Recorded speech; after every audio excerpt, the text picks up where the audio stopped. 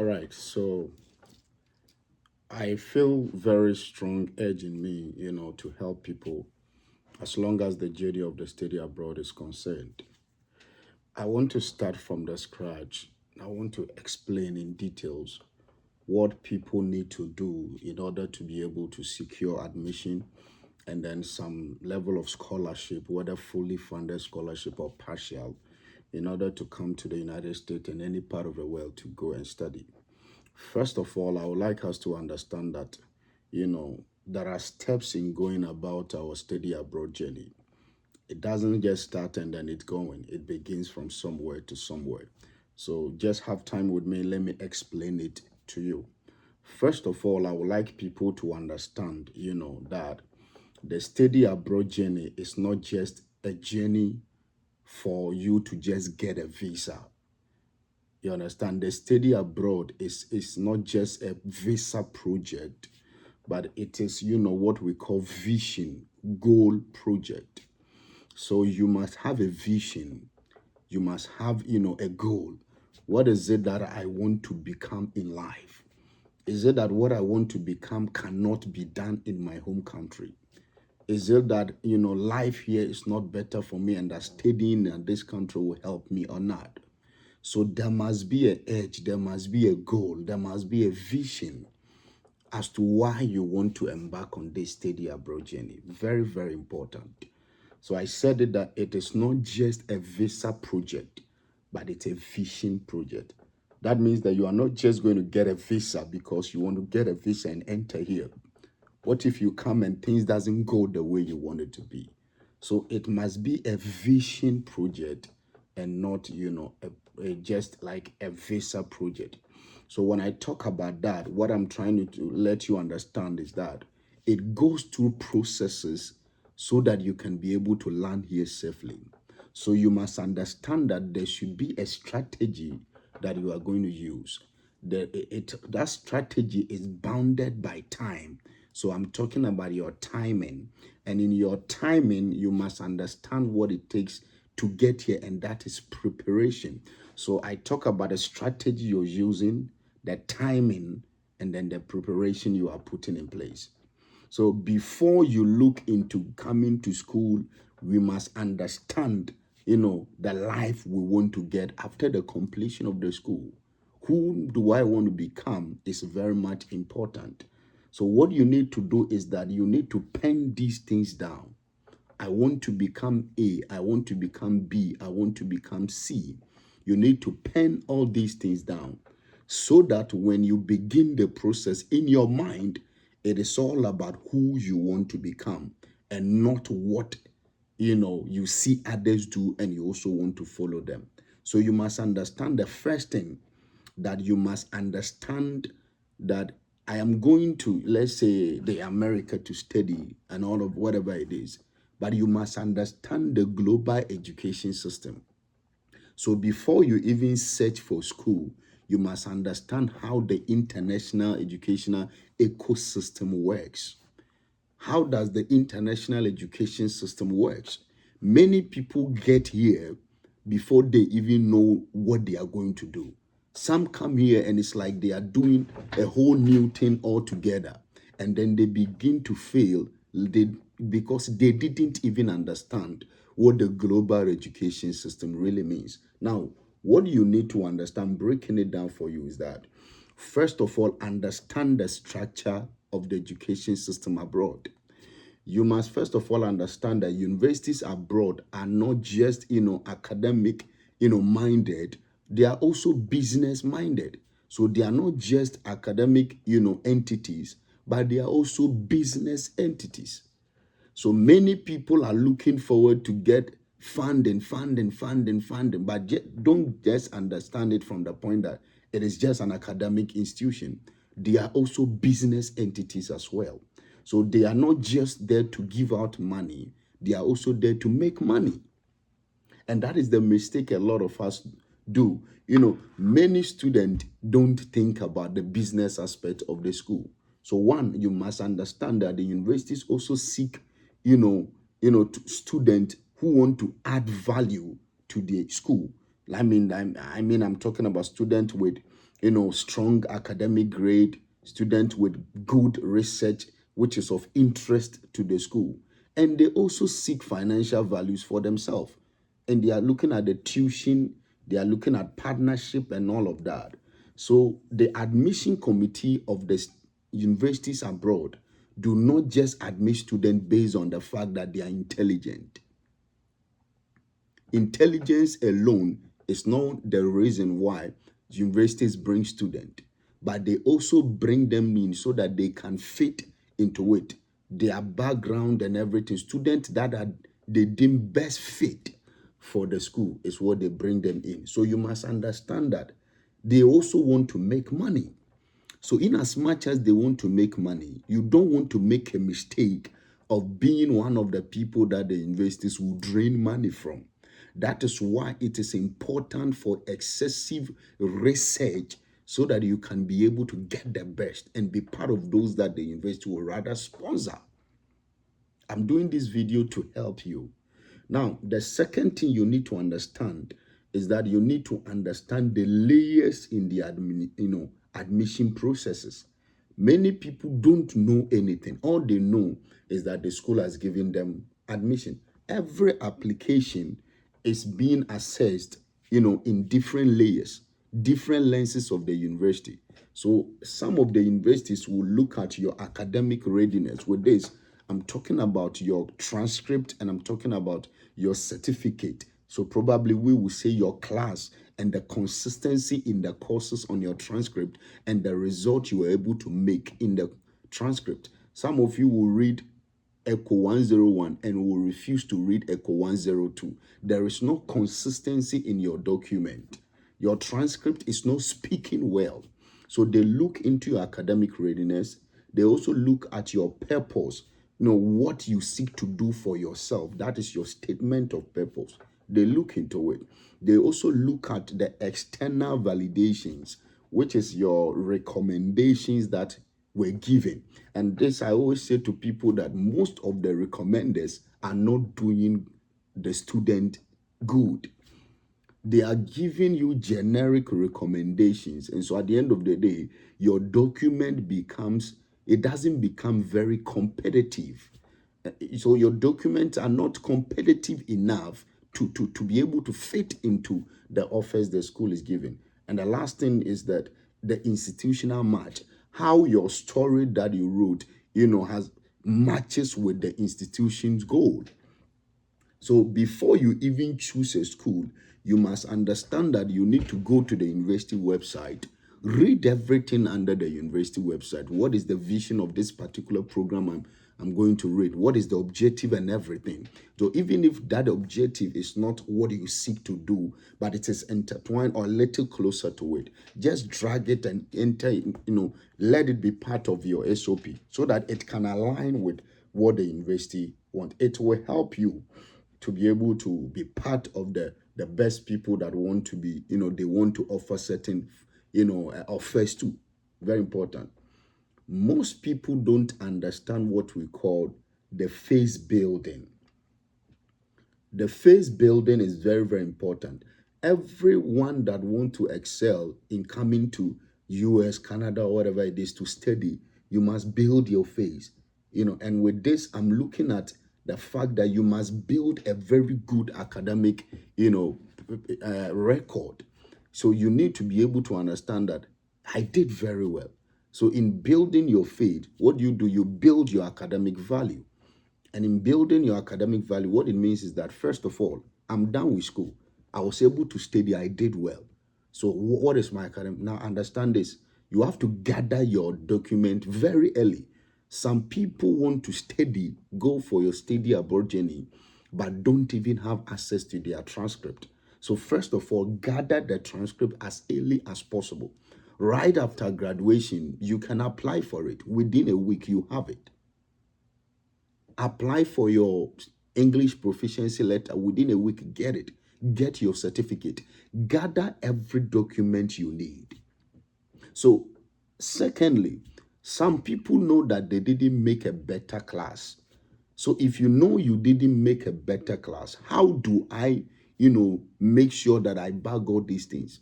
If it takes you for you to write the GRE, the GMAT, the IELTS, whatever it is, as early as possible, study very well and write it. Some people don't also write it, but they do transcript evaluation that shoots their GPA up a little. And that is also good. So you need to be able to build these things. If you know you didn't do well academically, but you still have the vision of coming to study abroad, you can either write the TOEFL, the IELTS, the GRE, the GMAT as early as possible, so it can be able to help you to excel in your journey that you want to become. The next thing is that you need to be able to build what we call, experience or experiential credibility. Some of you, when we look at your document or your resume and everything, we don't see any good thing in it. You didn't do any internship opportunity. You didn't embark on any internship. You yourself, you were not part of any project. You didn't join an NGO to do anything. So it's like you don't have any experiential thing that we can look onto and then be able to help you. So if you want to get this thing, build an experience, get some internship whilst you are in school. Try to get an internship somewhere. Join, certain groups. Let them do anything you want to be. Build a certain experience. It helps a lot, because here they are very much interested in people who have these hands-on activities. They know something, they've been able to partake in certain things. If there is a research work going on, you want to be part of the research work. It will all add up to your resume and make you a best fit for every offer that comes in. Then the next thing is that you need to create a certain thing we call the academic digital footprint. With this, some of you, I go on social media, especially LinkedIn, and I see some people are doing well. Others too. No, no, no, no, no. You need to build this digital academic footprint. Build it. What do I mean by that? Some of you are not even on you are not even on LinkedIn. Some of you are not on Indeed. You are not everywhere. At least build a LinkedIn profile. Try to showcase something there. So when they are looking for you, if you're academically inclined, when we go on LinkedIn and everything, we must be able to find you. Post, short things about what you are doing. Maybe you went for a conference, you take a picture of it, you show yourself on LinkedIn, caption it nicely, put it there. Some of these schools do research about the personalities. They do research about you. So assuming on your resume you have your LinkedIn, URL link over there, they will go on it, check what you've been posting and everything. This will help you to get certain positions in the school. So build this digital footprint. Connect with alumni. As most people don't even know how to do these things. Most of the professors in the universities, are all in LinkedIn. So when you build a LinkedIn, platform, what you do is that you try connecting with them. You can connect with them even via LinkedIn. They will know that, oh, this person connect with me and has applied to this and all of that. These are ways to also, get the best out of this study abroad journey. Help yourself, by doing all these things. Then the next thing is that start the process. Now I have done all my preparations that I need to do. I want to turn my preparation into submission. I am ready to submit my application. I'm ready to go about everything. This is the the process where much of the paperwork comes into play and all of that. So I am done with everything. I want to start. If you want to start, the first document that I will talk about is your statement of purpose. The statement of purpose, a lot of people don't know the difference between an essay and a statement of purpose. There are times a school will ask you to upload an essay. There are, people think that it is the same as their statement of purpose. It's not true. Statement of purpose is not an essay. Statement of purpose is the strategic narrative of your life. The narrative of your life, what you are telling them about yourself, but it is written strategically. So now, you first of all have to understand that there must be an introduction of what I'm going to do. Introduction, it goes by who you are, and what, sparked your academic interest. So who you are and what sparked your academic interest. You can start from senior high school days, you can start from the university days, and the things you are reading, what sparked the interest. So probably what you did in the senior high school day, you were so much interested in a particular thing because of what happened, and that made you go into the university to do a particular program. So the first part of it is your introduction. These things must come there. So your passion and everything should be in there. The second strategy that you will use, is your academic background, what you've studied, and the achievement that have come out of the things you have been able to study. You studied undergrad, you were able to become the overall best graduating student. Whatever achievement you've been able to achieve, you must inculcate it in it, like the second paragraph of it. Then the next thing has to do with your research or career goals. What you seek to use the program to do, the program that you're going to read, what you seek to do with it and everything, inculcate it in there. Then the second thing, the fourth one is the university you are going to. Why did you, choose that particular university? What is this about that university that made you choose it? So you inculcate all of them in your statement of purpose. Then the last thing is your future, how you will use the knowledge that you have gotten from the university to do something. So we call it your graduation plan, what you seek to do after the completion of your program. You must be able to strategically state it there so that it will be convincing enough for the people to follow. But this is the case that most people don't do it. So their SOP is scattered. So make sure that you arrange your SOP very well. Introduction, which talks about what sparked your interest in even your undergraduate studies, your achievement and everything. Your academic background is the second, what you've studied and the achievement thereof. Then you talk about your research or career goals, what will you be doing and all of that. Then you talk about the university, why you chose it in the university, and then your future after graduation, what you seek to be able to do. So a strong SOP, doesn't go beyond this. It's not below this standard. This is the standard for a strong SOP. You need to be able to try and connect all the 5 dots that I've given you. So we are talking about your past, your present, and your future. These things must be in your SOP. The second document, most important of all, is your recommendation letter. You must choose reference, that they can be able to, recommend you very well. And I say all these things to people that majority of the professors will come out and say, I have known this guy for 2 years. He's bra, bra, bra, he's dra, dra, dra, he's dra, dra, dra. That is generic. If they are to display document of the people that have applied, 90% of the people have professors recommending them the same line as you were also recommended.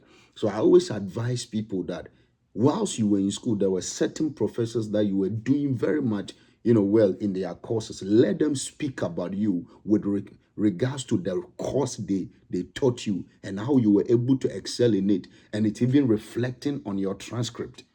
You understand? Let them be specific about you. If you were a teaching as you were a teaching assistant under them, and even when you were in school, they made you, somehow like a mini lecturer teaching your colleagues. You were organizing tutorials for your friends and all of that, and you were even stepping in, for them and all of. They should be able to talk much about you. Very much important. You should be able to talk about all these things, your achievement and everything. The professor should be able to talk about it.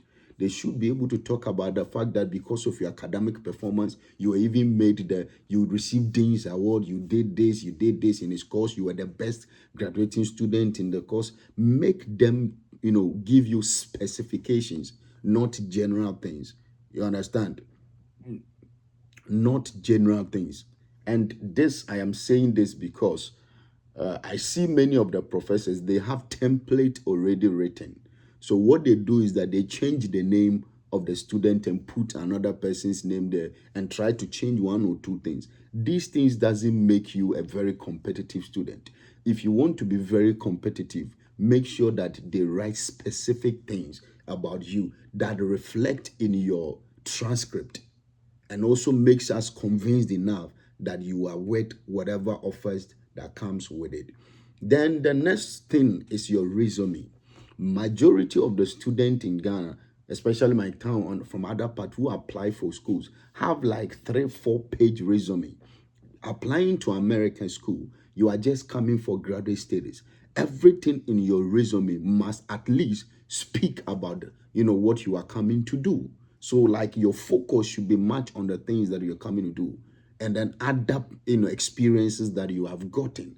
Some of you have 4 page resume, 5 page. No, your resume shouldn't be more than a page. It shouldn't be more than a page. Just keep it very short, concise. And I always say when you go to Shaibu's platform, you'll be able to find the resume template. Some of these resume templates, he has majority of them. So go there, find this resume template, 1 page. If you are not able to do, you can also Google online American, resume for application of schools. It will tell you 1 page that you should be able to. So take out some of the things that are irrelevant to the program you are going to read and all of that. Take them out. Make sure you get a concise resume. Very nice one, but very concrete. Speaking. You understand? Then focus on the impact. Focus on the impact. Make sure that you use certain, impactful things in your resume. Add a section of your project, your research, your leadership roles and everything. It should be there, but don't necessarily bombard the whole thing.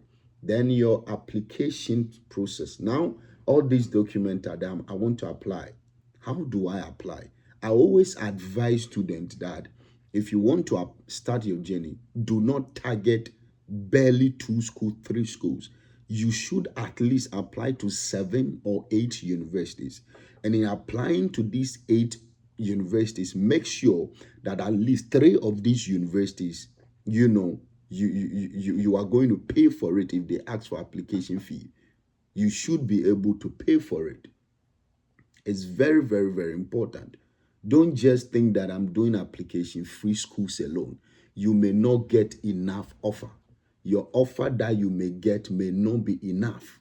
So you should be able to understand it very, very carefully that you need, at least 3 of these universities. You should be able to pay for that particular university that is going to be, applying to. At least 3 out of the 8, you should be able to pay for it.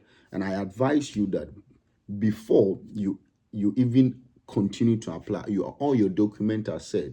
But I would advise you go to the program coordinator or graduate school, whatever it is. It may be the program coordinator of the program, or it can be somebody who is also doing research work under the program. Let them understand your interest. Submit your transcript to them. Maybe your resume to them or everything. They will go through it for you. Let them go through it for you. Let them know you first before you can even go in and apply. Before you can go in and apply. So make them know that of your interest, find out possibilities. Ask questions. There are some people who fear in asking these people questions. They are ever ready to respond to your email. Besides, there are even teaching assistants or graduate assistants that even goes through some of the process. They make the professors aware of the emails we send and all of that. So they'll be able to reply you. Ask every necessary question you need before you can even put your application through it. Okay, and make sure that when you put application through it, and let me say these things. When you're trying to send them an email, be very cautious of, you're conscious of your at the subject of the email you are sending. Make sure you don't put anything at all. Maybe a prospective international student, you put it there, maybe a column, you are requesting something from them or whatever it is you want to do. Make sure you do it, and don't bombard the email. Be concise, brief, ask, go straight to the point and find out. If it's application fee waiver you are looking for, don't go about begging that I'm financially unable to pay for the application fee because ABCD. No. Just go straight to them, find out from them if there is a possibility of the application fee to be waived for you. Just make it straightforward and ask them. If it is waived, they are going to tell you they can waive it for you. If they can't, they will tell you they cannot be able to waive it for you. You understand? So that is it. And then after you've been able to show the program coordinator and everything, maybe there is a lecturer who is undergoing a certain research, and that research may also be in your interest. Reach out to the professor that, oh, you have applied for the school and hopefully you are looking forward to get admission and everything, but you have also gone through the research work he's doing and it aligns with your research work, and that when you come, you would want to work under him. If that professor wants you to work under him or is interested in you by your profile and everything, he will also say, okay, that is how some people also get assistantship. Some of the people who have assistantship are being paid by some lecturers themselves because of a research work they are doing, and they are going along with them. So please make sure that you work on these things. Now listen, the most important thing on this study abroad journey, I keep telling people, is funding. Imagine coming to a whole America without funding, and you are coming to study. Now, the least you will pay for a school as a tuition fee, maybe sometimes the least may be like 25 US dollars or maybe 28,000 US dollars. So if you are coming to school and you are going to spend 28,000 US dollars and you are coming from Ghana, it would have been better to stay there than to come here. You understand? So funding is very, very important. Now, funding is not about lack. A lot of people think that it is lack that gives them funding. No, it is about your alignment and your presentations, your document, how it aligns with the school and how you presented the whole thing to them. That will make you back the funding or not. So in the funding, we have certain kinds of funding. We have the university scholarship, which is like a merit-based scholarship. It is given to people by merit. Then we have departmental assistantship. These are the assistantship that people are being paid for. So it can be like a graduate teaching assistant, it can be graduate research assistant, it can be graduate assistant, it can be fellowship, sponsorship, whatever it is. Then they also have what we call the external fellowship. That is when you see the Mastercard, the Erasmus Mundus, the Chevening and all of that. They are all there. So these kinds of fundings are available. There are some schools, when you apply for the school, the merit-based scholarship is part of the decision making. So the moment they give you admission, you will see that the scholarship comes along with it. But most of the merit-based scholarship are not enough. That the highest somebody can get is 75. Others too, when you apply for it, the school, and you get admission, the school releases a scholarship link that people should also apply for. That is when you apply for and you get these graduate assistantship, teaching assistantship, and all of the assistantships that comes along with it. With these ones, you are going to be paid for it. But with the merit-based scholarship, it is cutting part of your tuition fee. They don't give you any money.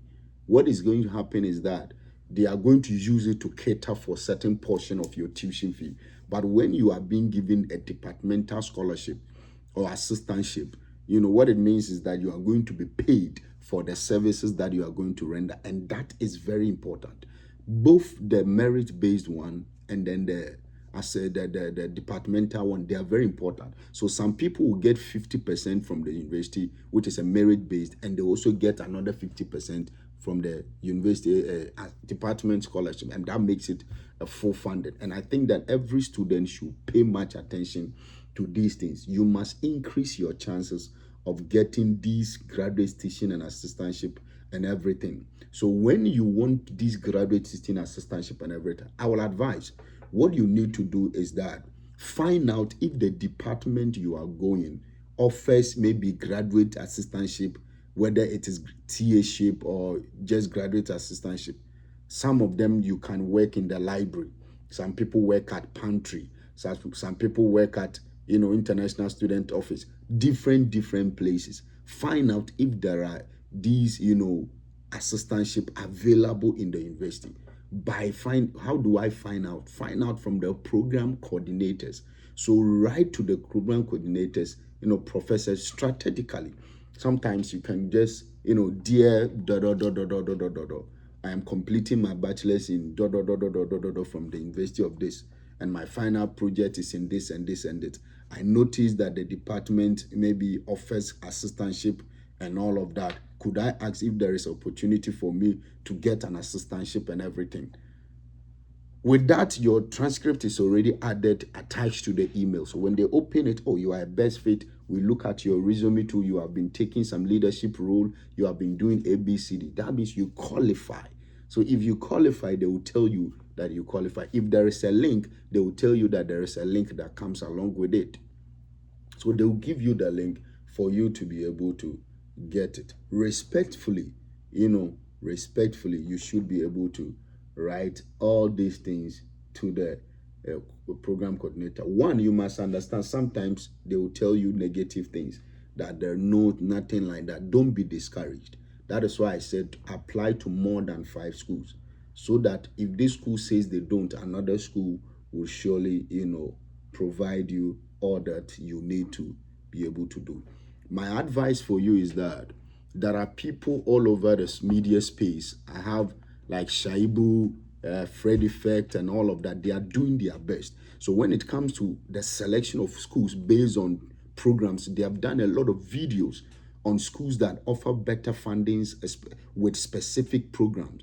You can go to YouTube, go to Shaibu's platform or Fred Effect, find out, watch some of the videos of those schools that offer these benefit under specific programs. Get the best out of them. If you have any question, you can also reach out to them. I believe that they are available to help you as well. So don't stay in your closet and think and make mistakes. Do your proper research very well. You might know somebody who is already studying here. Reach out to them via LinkedIn. Reach out to them, Facebook. Reach out to them, Instagram. Reach out to them, LinkedIn. If they are not able to respond, at least you have also reached out to them. Make research before you make errors in coming here. One of the things I don't advise people is to come here with a student loan. It's very, very difficult to live here. The student loan simply means you are going to be in debt for the next 20 years, for the next 15 years of your life. You are going to work and pay people. So any amount of money you make, assuming you finish school and then you are working, you are using all the money to pay for the loan. You understand? And it is not advisable to own. I can tell you for a fact how people who are owing are suffering a lot. So please, my advice for you is that don't depend on student loan in coming to America to study. Try your possible best and secure a certain level of funding. Try your best to secure a certain level of scholarship so that there will be lightweight around your neck. Majority of the students who come in and they are not having this funding end up not performing academically well because they have this burden of how I'm going to cover my tuition fee. And you don't want to go through that stress of thinking whilst you have assignment and other research works to do. So try your best and secure the funding before you be able to come here. You can reach out to people who are already here after you are done with your document, your SOP, your transcript, your resume. Reach out to people here. I am done with this. I would want you to go through my document for me. If there are errors, please correct it for me. Show me the way. Then the people can help you to be able to do it. I want to sign this warning to some of the students. I see a lot of people who are very lazy, very, very lazy student. You have been able to graduate from the University of Cape Coast, KN University. You have been able to graduate from Legon, UDS, Winneba, and you cannot sit down and then apply for schools yourself. You have to pay 5,000 to people, 2,000, 3,000 to people to apply for schools for you. That is an error. All the experience will be with them. You may not have any experience. So at the end of the day, you come into the system and you cannot do anything because you have no idea of how they did it. There are some people that even the logins to the process they are doing, you don't have it. They will only give you the logins after the admission and everything has come. You don't know how they got the admission. You don't know anything. I will advise students that instead of you paying money to people. Invest in sitting down, in researching, invest in asking questions, invest in, making inquiries and do the things yourself. Get the experience yourself. There are some people have to apply for you and hand over to you admission letters, and some of the admission letters they give you are even not genuine. They are fake admission letters. So you come here and you are stranded. The school doesn't even know you. Very important. So make sure you sit and then you do the applications yourself. Try your possible best. Don't go and pay somebody to do application of schools for you when you are having social, YouTube to yourself, where people are helping 24/7. If you watch videos of people, you can apply for to thousands of universities. There are over 5,000 universities in the United States here. You can apply to many of them. There are people who have devoted themselves doing videos to help people apply for schools. Don't pay for people to do it for you. You will miss it. You may not have the experience that you need. It wouldn't help you. So try and do things by yourself. Get help, but make sure that you work the things by yourself so that you can be proud of yourself that you were able to achieve a certain dream of yours. It's very, very, very important. So please don't make mistakes in paying for people to help you. No, it doesn't make you a best student. It doesn't make you the best. You understand? It doesn't make you the best. Some of you, even emails to the university and everything, people do it on your behalf. So when you come and you're interacting with them, they don't even know you. But if you don't know them, but if you were the one that sent email, automatically you are connecting with them. So when you come, oh, this is Prof. This. You remember we talk about A, B, C, D, F, G, H.